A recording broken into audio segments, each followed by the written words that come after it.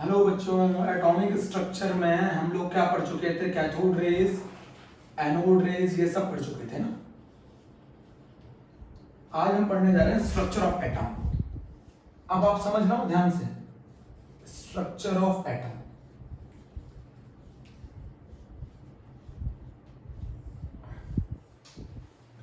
बच्चों छोटा सा पॉइंट ये है कि इलेक्ट्रॉन और प्रोटॉन के एटम के अंदर कौन कौन एटम किन किन से मिलकर बना है?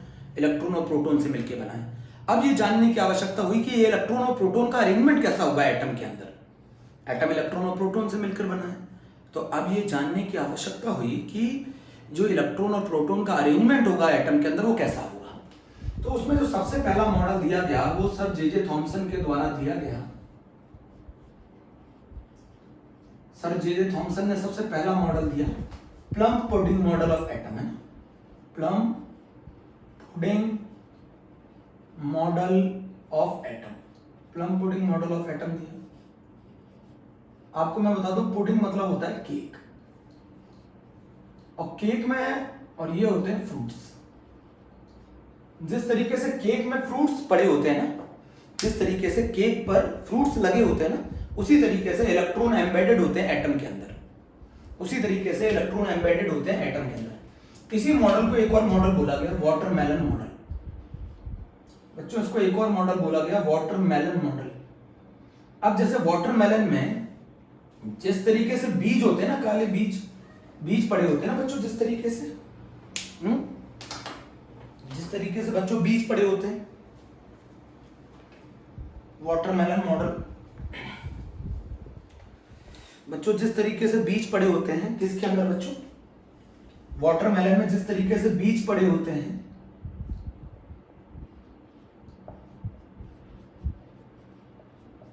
उसी तरीके से इलेक्ट्रॉन एम्बेडेड होते हैं एटम के अंदर।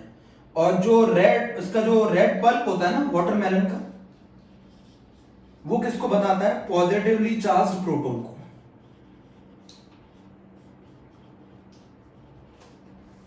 वाटरमेलन किसको बताता है? एटम को।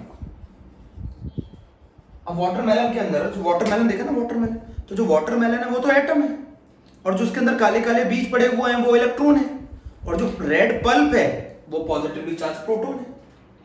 तो थॉमसन मॉडल के अंदर जे थॉमसन का प्लम पुडिंग मॉडल क्या कहता था? ये एटम है।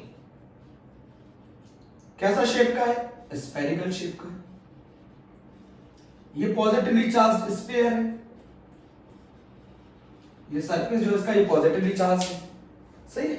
और इसके अंदर कौन एम्बेडेड कर दिए गए हैं? इलेक्ट्रॉन एम्बेडेड कर दिए गए हैं। अब इसके पहली पोस्टुलेट बहुत आसान है। जिस तरीके से केक के अंदर फ्रूट्स लगे होते हैं उसी तरीके से एटम के अंदर इलेक्ट्रॉन एम्बेडेड होते हैं। जिस तरीके से वाटरमेलन के अंदर काले काले बीज पड़े होते हैं, उसी तरीके से इलेक्ट्रॉन बीज को बताता है, red pulp positively charge proton को बताता है। इसका पोस्टुलेट नंबर 1 क्या था? पोस्टुलेट,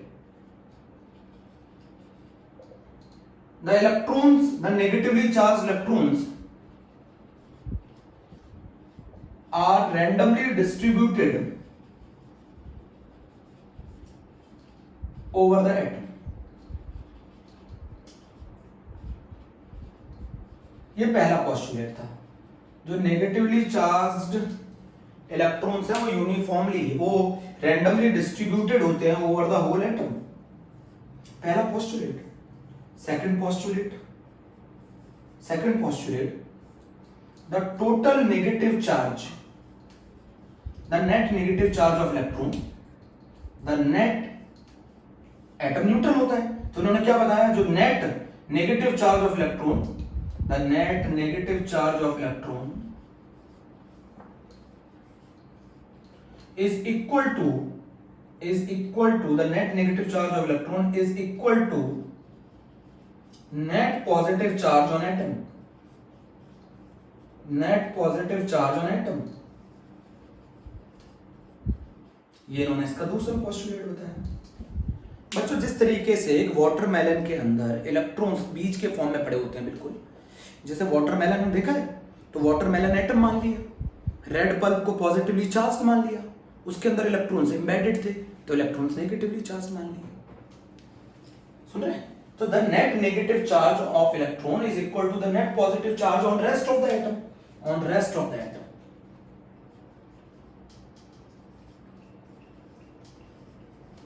इन्होंने क्या बोला, एटम कैसा होता है, स्फेरिकल होता है, पहला इन्होंने बोला एटम एक स्फेरिकल होता है, उसके अंदर जो नेट पॉजिटिव चार्ज है, जो टोटल पॉजिटिव चार्ज है, टोटल पॉजिटिव चार्ज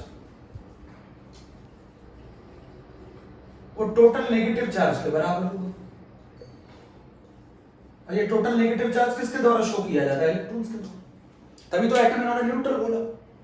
इन्होंने पोस्टुलेट बोला इलेक्ट्रॉन्स का एक तो arrangement randomly distributed over the whole atom, दूसरा जितना इलेक्ट्रॉन नेगेटिव चार्ज शो करेंगे उतना पॉजिटिव चार्ज होगा, और वो टोटल मिला के वो एटम को क्या बनाएंगे, न्यूट्रल बनाएंगे। जिस तरीके से केक में प्लम्स लगे होते हैं ना, उसी तरीके से जिस तरीके से केक के अंदर फ्रूट्स लगे होते हैं ना, उसी तरीके से एटम के अंदर इलेक्ट्रॉन का डिस्ट्रीब्यूशन होता है। जिस तरीके से वाटरमेलन के अंदर सीड्स का अरेंजमेंट होता है, उसी तरीके से इलेक्ट्रॉन एम्बेडेड किए जाते हैं एटम के अंदर, और इस तरीके से किए जाते हैं कि जो टोटल नेगेटिव चार्ज है ना, the net negative charge of electron is equal to the net positive charge on the rest of the atom, जिससे एटम न्यूट्रल है। This is the main postulate of sir J Thomson plum pudding model of atom. देखा postulate देखिए। अब जरा मेरी बात सुनना, बहुत ध्यान से सुनना।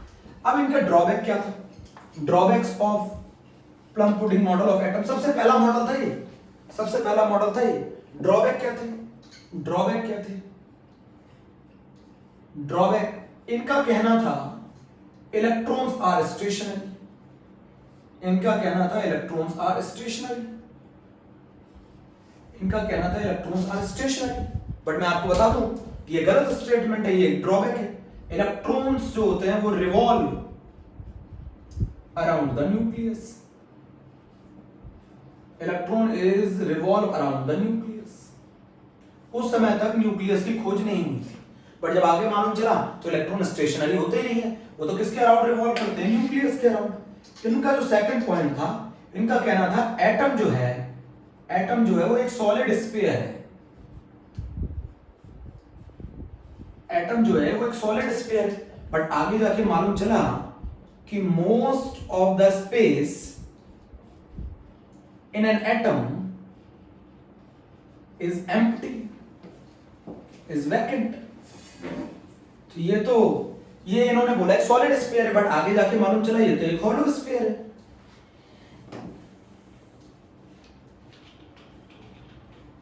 इनका कहना था इलेक्ट्रॉन स्टेशनरी होते हैं जबकि इलेक्ट्रॉन रिवॉल्व करते हैं अराउंड द न्यूक्लियस। इनका कहना था एटम एक सॉलिड स्फीयर होते हैं, क्योंकि इन्होंने ये माना था कि positive charge is uniformly distributed over the whole atom.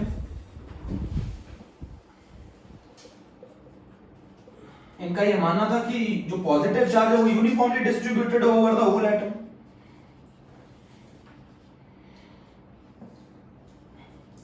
But आगे जाके मालूम चला कि ऐसा नहीं है। आगे जाके क्या मालूम चला कि जो पॉजिटिव चार्ज है is concentrated in a very small region, positive charge is concentrated in a very small region called nucleus, called nucleus. इनका यह मानना था कि पॉजिटिव चार्ज पूरे स्फीयर में डिस्ट्रीब्यूटेड है, जबकि आगे जाके मालूम चला कि पॉजिटिव चार्ज एक छोटे से रीजन में सिचुएटेड है, जिसको क्या कहा जाएगा, न्यूक्लियस। तो इनके क्या पोस्टुलेट थे, इनका पोस्टुलेट थे electrons are randomly distributed over the whole atom. दूसरा था the total negative charge shown by the electron is equal to the total positive charge on the rest of the atom. Drawbacks क्या थे, इनका मानना था electron stationery है जबकि electron revolve करता है अराउंड द न्यूक्लियस।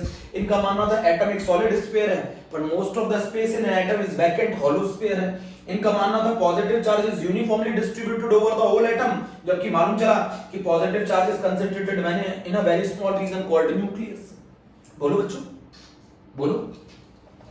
अब जरा मेरी बात समझना, मेरी बात बहुत ध्यान से सुनना। अब मेरी बात समझो, अब मेरी बात समझो बच्चों। मेरी बात ये कहती है कि इसके जो फोर्थ पोस्टुलेट है, ये जो मॉडल है plum pudding model, it not explain Rutherford scattering experiment, not explain Rutherford scattering experiment। अभी बताता हूं कैसे। not explain this model, not explain this model not explain, it not explain the Rutherford scattering experiment। ये Rutherford scattering experiment को explain नहीं कर पाया। Rutherford scattering experiment not explain, Rutherford alpha scattering experiment उसको एक्सप्लेन नहीं कर पाया। Fifth point बहुत इंपॉर्टेंट है, ये स्टेबिलिटी ऑफ एटम को नहीं बता पाया, स्टेबिलिटी ऑफ एटम को एक्सप्लेन नहीं कर पाया। क्यों नहीं कर पाया? आप कॉमन सेंस लगाओ। इलेक्ट्रॉन कैसे चार्ज है? Negative charge. It attract positive charge proton. ये किसको अट्रैक्ट करेंगे? Positive charge proton. तो एटम क्या कर जाएगा? एटम डिस्ट्रॉय हो जाएगा। अगर ऐसा हुआ तो एटम डिस्ट्रॉय हो जाएगा, तो फिर तो यूनिवर्स को भी डिस्ट्रॉय हो जाना चाहिए था। बट आपको मालूम है एटम तो स्टेबल है। अगर नेगेटिव चार्ज इलेक्ट्रॉन और प्रोटॉन एक ही जगह प्रेजेंट हो, पॉजिटिव चार्ज, तो वो एक दूसरे को अट्रैक्ट करेंगे, एक दूसरे को अट्रैक्ट करेंगे तो एक दूसरे को न्यूट्रलाइज कर देंगे, एक दूसरे को न्यूट्रलाइज कर देंगे तो एटम डिस्ट्रॉय हो जाएगा। तो ये एक्सप्लेन नहीं कर पाए एटम की स्टेबिलिटी को। बच्चों अगर एक ही मान लो ये इस तरीके की बॉल है, उसके अंदर प्रोटॉन भी है और इलेक्ट्रॉन भी है, तो प्रोटॉन इलेक्ट्रॉन को अट्रैक्ट करेंगे, दोनों एक दूसरे को न्यूट्रलाइज कर देंगे, एटम खत्म हो जाएगा, एटम की आइडेंटिटी खत्म हो जाएगी, जबकि एटम तो स्टेबल है। तो ये एक्सप्लेन नहीं कर पाया स्टेबिलिटी ऑफ एटम को। अब आपको बताता हूं Rutherford alpha scattering experiment. Thompson model हो गया, जेकर थॉमसन प्लम पुडिंग मॉडल हो गया। इनका क्या मानना था? एटम कैसा होता है शेप में? स्फेरिकल। एटम ये होता है, ये positively charged sphere, positively charged sphere जिसके अंदर किनको एम्बेडेड कर दिया गया? इलेक्ट्रॉन्स को एम्बेडेड कर दिया गया। इस तरीके से एम्बेडेड कर दिया गया है, इस तरीके से एम्बेडेड कर दिया गया है कि the total negative charge on electron is equal to the total positive charge on rest of the atom। बोलो बच्चों, ये इनका पोस्टुलेट था। तो इनका मानना था एटम स्फेरिकल होता है, एटम न्यूट्रल होता है, और एटम के अंदर जो टोटल इलेक्ट्रॉन्स उनके द्वारा जो शो किया जाएगा नेगेटिव चार्ज और total positive charge on the rest of the atom के बराबर होगा। इनका मानना था इलेक्ट्रॉन स्टेशनरी होंगे जबकि इलेक्ट्रॉन रिवॉल्व करते थे अराउंड द न्यूक्लियस। इनका मानना था कि पॉजिटिव चार्ज यूनिफॉर्मली डिस्ट्रीब्यूटेड है over the whole atom, but वो एक छोटे से रीजन में कंसंट्रेटेड है जिसको न्यूक्लियस बोला गया। इनका मानना था एटम एक सॉलिड स्फीयर है क्योंकि मास हर जगह से डिस्ट्रीब्यूटेड है। तो एटम के अंदर अगर मास हर जगह डिस्ट्रीब्यूटेड है, अगर आपका पॉजिटिव चार्ज हर जगह डिस्ट्रीब्यूटेड है, तो बताओ डेंसिटी कम होगी कि ज्यादा होगी? डेंसिटी कम होगी। बट आगे जाके मालूम चला कि जो एटम है वो एक हॉलो स्फीयर है, most of the space atom के अंदर वैकेंट है, और वो एक हॉलो स्फीयर है, मोस्ट ऑफ द स्पेस उस एटम के अंदर खाली। अब हम पढ़ने जा रहे हैं कौन सा? Rutherford alpha scattering experiment. आप इसे थिन गोल्ड फॉइल एक्सपेरिमेंट भी कह सकते हैं। बच्चों को ये क्या हुआ? ये एक्सीडेंटल इन्होंने न्यूक्लियस की डिस्कवरी कर दी। इन्होंने ये न्यूक्लियस की डिस्कवरी नहीं कर रहे थे, ये क्या कर रहे थे? एक थिन गोल्ड फॉइल ले रहे थे और एक थिन गोल्ड फॉइल पर एक रेडियो एक्टिव सोर्स से अल्फा पार्टिकल स्ट्राइक करा रहे थे, और उन अल्फा पार्टिकल का पेनिट्रेशन देख रहे थे जेडएनएस की स्क्रीन पर। एक जेडएनएस की स्क्रीन थी, उस पर अल्फा पार्टिकल का पेनिट्रेशन देख रहे थे। सीधी सी बात है, अल्फा पार्टिकल इसको पेनिट्रेट कर जाएंगे, तो अल्फा पार्टिकल का पेनिट्रेशन देख रहे थे, ये मेजर कर रहे थे उनका पेनिट्रेशन जेडएनएस की स्क्रीन में। बच्चों क्या हुआ जब ये एक्सपेरिमेंट चल रहा था? मैं आपको बता दूं, ये थिन गोल्ड फॉइल है, थिन गोल्ड फॉइल है, ठीक है। ये रेडियो एक्टिव सोर्स है, ये रेडियो एक्टिव सोर्स है, ये अल्फा पार्टिकल है जिनकी बहुत ज्यादा वेलोसिटी है। तो अल्फा पार्टिकल को थिन गोल्ड फॉइल पर वो क्या करा रहे थे? बम्बार्डेड करा रहे थे, फिर देख रहे थे कि उनकी पेनिट्रेशन पता लगा रहे थे, और यहां पर जेडएनएस का ग्लो देख रहे थे। इसी बीच क्या हुआ कि ये जेडएनएस की जो स्क्रीन है वो एक्सीडेंटल इस साइड से लेकर जाने लगे, इस साइड से। तो उन्होंने देखा कि यहां पर भी कुछ ग्लो आया, वो बोले पार्टिकल तो मैं इधर भेज रहा हूं, ग्लो यहां कैसे आ गए? बच्चों अल्फा पार्टिकल का वो बम्बार्डमेंट करा रहे थे थिन गोल्ड फॉइल पर। गोल्ड फॉइल क्यों ली? सबसे ज्यादा मेलेबल, मतलब पेपर से भी पतली थी ये शीट, इसके ऊपर वो स्ट्राइक करा रहे थे अल्फा पार्टिकल बहुत ज्यादा वेलोसिटी से, वो इसको पेनिट्रेट करते हुए जा रहे थे। इसी बीच वो जेडएनएस की एक और स्क्रीन इस डायरेक्शन से लेके गए, तो उन्होंने देखा यहां तो ग्लो आ ही रहा था, तो यहां तो अल्फा पार्टिकल जा रहे थे, यहां पर भी ग्लो आ गया। उनका क्वेश्चन अराइज हुआ, अल्फा पार्टिकल तो इधर जा रहे हैं, ये ग्लो इधर कैसे आ गया? तब जाके डिस्कवरी हुई। फिर उन्होंने ऑब्जर्व किया कि कुछ अल्फा पार्टिकल यहां जाके ग्लो शो कर रहे हैं, कुछ अल्फा पार्टिकल यहां ग्लो शो कर रहे हैं, कुछ अल्फा पार्टिकल यहां ग्लो शो कर रहे हैं, कुछ अल्फा पार्टिकल इन्होंने यहां ग्लो शो कर रहे हैं। ये कुछ इस तरीके का डायग्राम था, यहां ग्लो आ रहा है, यहां ग्लो आ रहा है, यहां ग्लो आ रहा है, यहां ग्लो आ रहा है, यहां ग्लो आ रहा है। अब इन्होंने क्या ऑब्जर्व किया, ये अल्फा पार्टिकल इन्होंने इसके ऊपर बम्बार्डेड करा है, ठीक है। इन्होंने ऑब्जर्व किया कि most of the alpha particle, most of the alpha particle, observation है, most of the alpha particle मतलब 99% moves in a straight line without deflection, move in a straight line, सीधे निकल गए। 99% अल्फा पार्टिकल, सबसे ज्यादा alpha particle सीधे निकल गए, तो ये पहला पोस्टुलेट था। सेकंड, 99% अल्फा पार्टिकल सीधे निकल गए। फ्यू या सम और few alpha particle is deflected by small angle, कुछ अल्फा पार्टिकल स्मॉल एंगल से डिफ्लेक्ट हुए। Very few alpha particle is deflected by small angle. Third point is very important, very few alpha particle, 1 out of 20,000 is deflected by large angle। क्या कहने का मतलब large angle 180 degree, मतलब जिस रास्ते से वो गए थे उसी रास्ते पे वापस आ गए। ऐसे पार्टिकल कितने थे? ऐसे पार्टिकल थे 1 out of 20,000। इन्होंने तीन ऑब्जर्वेशन ऑब्जर्व की कि most of the alpha particle straight निकल गए, some of the few alpha particle is deflected by small angle and very few alpha particle 1 out of 20,000 is deflected by large angle. जिस path से गए थे उसी path में reverse कर गए। इससे इन्होंने क्या समझा? ये कुछ नहीं कर रहे थे बच्चों, अल्फा पार्टिकल का बम्बार्डमेंट करा रहे थे थिन गोल्ड फॉइल पर, और वो यहां पर ग्लो देख रहे थे और उनकी पेनिट्रेशन पता कर रहे थे। बीच में क्या हुआ, एक्सीडेंटली ये जेडएनएस की स्क्रीन इस डायरेक्शन से लेके जा रहे थे, तो उन्होंने देखा कुछ ग्लो वहां पर आ गया, तो उन्होंने सोचा मैं अल्फा पार्टिकल को इधर स्ट्राइक कर रहा हूं, ग्लो इधर क्यों आ रहा है? जानते हो वो ग्लो किनके कारण आ रहा था? ये जो वेरी फ्यू अल्फा पार्टिकल है वो इससे टकराने के बाद वापस उसी रास्ते पे चले गए और उन्होंने जेडएनएस की स्क्रीन को स्ट्राइक किया और ग्लो किया। अब जरा समझते हैं, अब इन्होंने क्या कंक्लूजन निकाला? इन्होंने कंक्लूजन क्या निकाला बच्चों? इन्होंने कंक्लूजन ये निकाला, इन्होंने मान लिया, कंक्लूजन ये निकाला, ये मान लिया इन्होंने गोल्ड का एटम है, और गोल्ड के एटम में most of the alpha particle कैसे निकल गए? स्ट्रेट निकल गए अल्फा पार्टिकल। तो इसका मतलब है अल्फा पार्टिकल क्या होते हैं? Positively charged, helium nucleus. Alpha particle क्या होता है? He डायपॉजिटिव। तो most of the alpha particle straight निकल गए।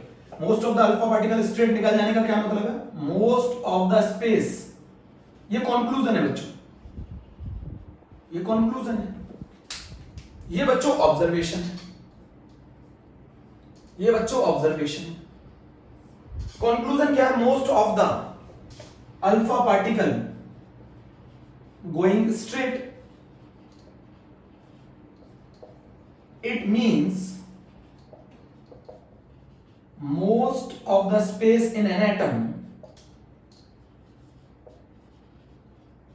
it means most of the space in an atom is vacant। जब 99% अल्फा पार्टिकल स्ट्रेट निकल गए तो उसका क्या मतलब है? कि एटम खाली है, most of the space in an atom का है ना, वैकेंट। अब इन्होंने देखा कि कुछ अल्फा पार्टिकल डिफ्लेक्ट हो गए स्मॉल एंगल से, मतलब ये अवे चले गए बच्चों, ये अवे चले गए ना दूर। अल्फा पार्टिकल कैसे चार्ज है? अल्फा पार्टिकल पॉजिटिव चार्ज है, इसका मतलब जरूर कुछ ना कुछ उस एटम के अंदर पॉजिटिव चार्ज होगा, जरूर उस एटम के अंदर कुछ ना कुछ। अगर ये नेगेटिव चार्ज होता तो ये एटम न्यूक्लियर, ये अगर मान लो ये अल्फा पार्टिकल पॉजिटिव चार्ज है, अगर एटम के अंदर कुछ नेगेटिव चार्ज होता तो उसकी तरफ मुड़ जाते, ये तो उससे दूर जा रहे हैं। इसका मतलब क्या है? सेकंड क्या है? There is a positive charge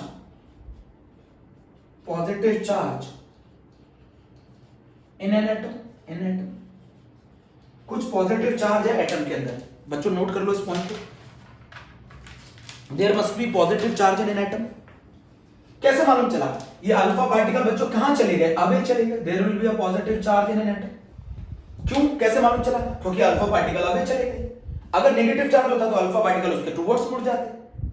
बोलो बच्चों, आप सुनो मेरी बात, there is a positive charge. अब बताओ, अगर मान लो अगर ये टारगेट बहुत बड़ा होता तो ये पार्टिकल इससे टकराने के बाद वापस जाते, तो ऐसे पार्टिकल्स का नंबर ज्यादा होता ना। अगर मान लो टारगेट बड़ा होता तो जो पार्टिकल लार्ज एंगल से वापस जा रहे हैं, जो उसी रास्ते से जिससे टकराए थे उसी में वापस जा रहे हैं, ऐसे पार्टिकल्स ज्यादा होते ना। बट ऐसे पार्टिकल्स बहुत कम है, ऐसे पार्टिकल बहुत कम है। इसका मतलब ये पॉजिटिव चार्ज टारगेट बहुत ज्यादा छोटा है। इसका मतलब ये बहुत ज्यादा छोटा है। अच्छा बच्चों ये बताओ, ये पॉजिटिव चार्ज कैसे मालूम है? अल्फा पार्टिकल पॉजिटिव चार्ज है।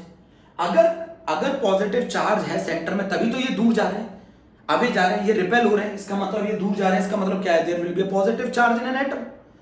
दूसरा, ये कैसे मालूम चला? ये पॉजिटिव चार्ज बहुत छोटे रीजन में सिचुएटेड है। ये ऐसे मालूम चला कि जो पार्टिकल जो टकरा के उसी रास्ते में वापस गए, जो पार्टिकल लार्ज एंगल से डिफ्लेक्ट हुए, वो पार्टिकल एक था 20,000 में से।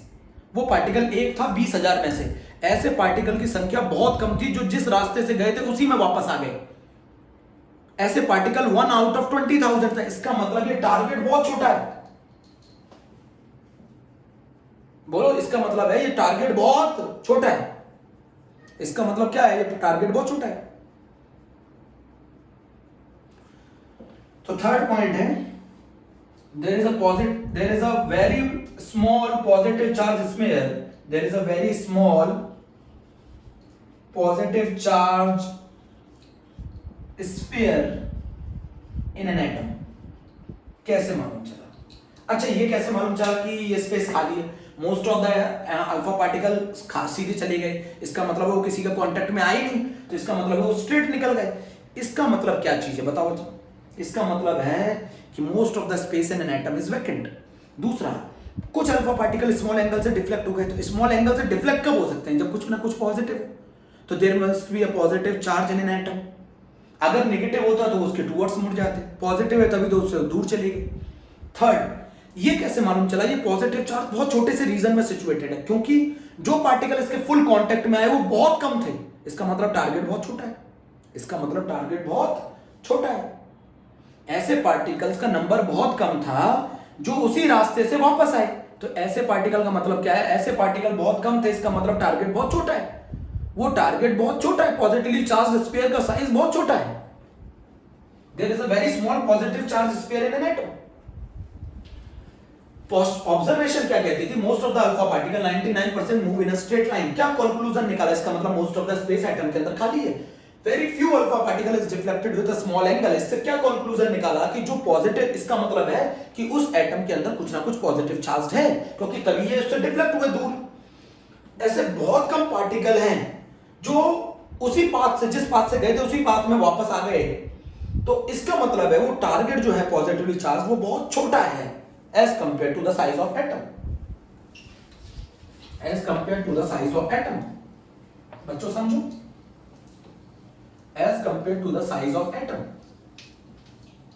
मेरी बात समझ में आई? इससे ज्यादा की कोई रिक्वायरमेंट नहीं है। इससे ज्यादा आप 12th में फिजिक्स में पढ़ेंगे बच्चों। अच्छा, आप मुझे बताओ, रेडियस ऑफ एटम क्या होती है? Radius of atom, radius of atom होती है 10⁻⁻10 मीटर। ये मैं आपको पहले ही पढ़ा चुका हूं। रेडियस ऑफ न्यूक्लियस क्या होती है? 10⁻15 मीटर। बच्चों, अगर ये एटम अगर ग्राउंड है तो जो फुटबॉल है, फुटबॉल वो न्यूक्लियस है। ऐसे आप ज्यादा समझोगे। बिल्कुल जिस तरीके से ग्राउंड के अंदर फुटबॉल रखी होती है, उसी तरीके से एक एटम के अंदर न्यूक्लियस होता है। मेरी बात समझ गए? अब जरा मेरी बात समझो। तो अगर मैं साइज ऑफ एटम, रेडियस को साइज भी कह सकते हैं, साइज ऑफ एटम जो होता है वो 1,00,000 गुना 10⁵ टाइम्स साइज ऑफ न्यूक्लियस के होता है। Size of atom is 10⁵ times of size of nucleus. बोलो बच्चों, एटम जो होता है वो 1,00,000 गुना होता है किसके कंपैरिजन में, न्यूक्लियस के। रेशो ले लो, रेडियस ऑफ एटम ऐसे निकाला है upon radius of nucleus, radius of atom upon radius of nucleus is equals to 10 की पावर -10 अपॉन 10 की पावर -15। तो ये कितना आ जाएगा 10 की पावर 5। तो radius of atom upon radius of nucleus ये आ गया। तो रेडियस ऑफ एटम कितना आ गया 10 की power 5 times of radius of nucleus. बोलो बच्चों, रेडियस ऑफ एटम जो है वो 10 की power 5 times radius of nucleus आ गया। बात समझ में आई?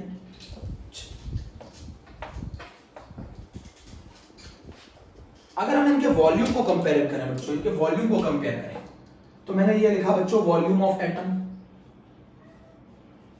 और बच्चों मैंने ये लिखा वॉल्यूम ऑफ न्यूक्लियस।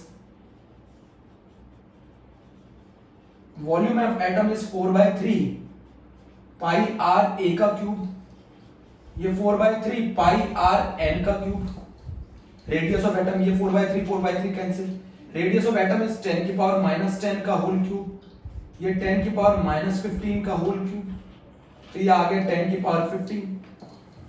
तो जो एटम का वॉल्यूम है, वॉल्यूम ऑफ एटम जो है वो 10 की पावर 15 टाइम्स है वॉल्यूम ऑफ न्यूक्लियस की। एटम का जो वॉल्यूम है वो वॉल्यूम ऑफ न्यूक्लियस के 10 की power 15 times. Volume of atom जो है वो 10 की पावर 15 टाइम्स है वॉल्यूम ऑफ न्यूक्लियस की। बोलो बच्चों, क्लियर है? अब मेरी बात समझो, अगर हम लोगों को साइज ऑफ न्यूक्लियस निकालना हो तो ये वैसे आपके 12th के फिजिक्स में है, तो साइज ऑफ न्यूक्लियस अगर r है तो ये बराबर होता है r0 a की पावर 1/3। a इसके अंदर जो होता है वो मास नंबर होता है, और ये r0 एक कांस्टेंट है जिसकी वैल्यू 1.2 × 10 की पावर -15 मीटर होती है। आपको अगर किसी के भी न्यूक्लियस का साइज निकालना हो तो इस फॉर्मूले से निकाल सकते हैं डिफरेंट एटम्स के लिए।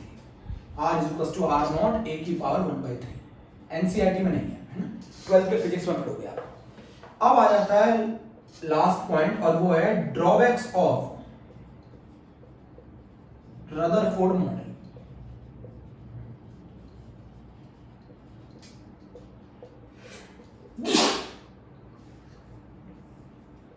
और उसमें सबसे पहला आता है it can't explain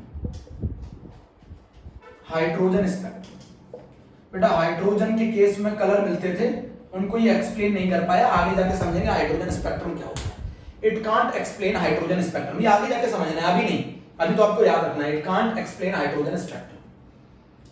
second point है it can't explain stability of atom. आप बोलेंगे कैसे?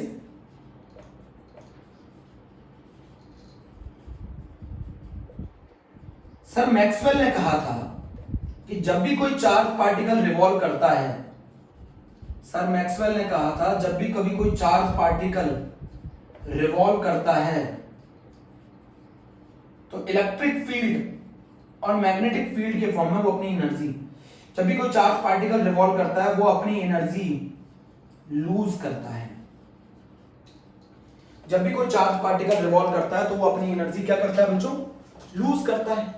ये किसने बोला था? सर मैक्सवेल, इलेक्ट्रोमैग्नेटिक थ्योरी में। और किस फॉर्म में लूज करता है? इलेक्ट्रिक फील्ड और मैग्नेटिक फील्ड के फॉर्म में। सर मैक्सवेल ने बोला जब भी कोई चार्ज पार्टिकल रिवॉल्व करता है तो आपका जो न्यूक्लियस के अराउंड कौन रिवॉल्व करता है? इलेक्ट्रॉन। एक समय आएगा इलेक्ट्रॉन की एनर्जी कम होती जाएगी, कम होती जाएगी, कम होती जाएगी, कम होती जाएगी, कम होती जाएगी, तो इसको कहां गिर जाना चाहिए था? न्यूक्लियस में। ये कौन सा पाथ हुआ बच्चों? ये कौन सा पाथ हुआ? स्पाइरल। मेरी बात नहीं समझे। सर मैक्सवेल ने कहा था जब भी कोई चार्ज पार्टिकल रिवॉल्व करेगा वो अपनी एनर्जी लूज करेगा इलेक्ट्रोमैग्नेटिक थ्योरी के हिसाब से। तो इलेक्ट्रॉन रिवॉल्व कर रहा था, इलेक्ट्रॉन रिवॉल्व करेगा तो वो अपनी एनर्जी क्या करेगा? लूज करेगा। एनर्जी अगर वो लूज करेगा तो एक क्या होता जाएगा? धीरे धीरे वो न्यूक्लियस के क्लोज आता जाएगा, क्लोज आता जाएगा। एक समय ऐसा आएगा कि वो न्यूक्लियस में गिर जाएगा, और अगर ऐसा हो जाता तो एटम स्टेबल नहीं होता। अगर वो न्यूक्लियस में गिर जाता तो एटम डिस्ट्रॉय हो जाता, जबकि एटम क्या है? स्टेबल है। एटम स्टेबल है। इनके हिसाब से क्या था, सर मैक्सवेल ने ये कहा कि इलेक्ट्रॉन जो है वो रिवॉल्व करता है अराउंड द न्यूक्लियस, तो वो अपनी एनर्जी लगातार लूज करेगा, एक समय ऐसा आएगा उसे न्यूक्लियस में गिर जाना चाहिए था। अगर वो न्यूक्लियस में गिर जाना चाहिए था तो एटम खत्म हो जाना चाहिए, पर एटम तो एग्जिस्ट कर रहा है, तो ये इस चीज को नहीं समझा पाया, ऐसा क्यों हुआ? सर बोर समझाएंगे इस चीज को कि जब एटम एक सर्कुलर पाथ में एक डेफिनेट ऑर्बिट में घूमता है ना, तो ना तो वो अपनी एनर्जी लूज करता है ना वो अपनी एनर्जी गेन करता है, ये सर बोर समझाएंगे। इनका क्या कहना था, मैक्सवेल थ्योरी के हिसाब से जब इलेक्ट्रॉन रिवॉल्व करेगा अराउंड द न्यूक्लियस वो अपनी एनर्जी लगातार कम करता जाएगा, तो वो कैसा पाथ फॉर्म करेगा स्पाइरल, और एक समय ऐसा आएगा जब उसे न्यूक्लियस में गिर जाना चाहिए था। अगर वो गिर जाता तो एटम एग्जिस्ट ही नहीं करना चाहिए था, बट एटम तो एग्जिस्ट कर रहा है, इसका मतलब ये थ्योरी गलत है। ये चीजें एक्सप्लेन नहीं कर पाए कौन, सर रदरफोर्ड। तो रदरफोर्ड के दो मेन एक्सेप्शन है कि it can't explain the stability of atom, दूसरा it can't explain the hydrogen spectrum. इतना आप लोगों को आज इसमें पढ़ना है मेरे प्यारे बच्चों। Okay, thank you.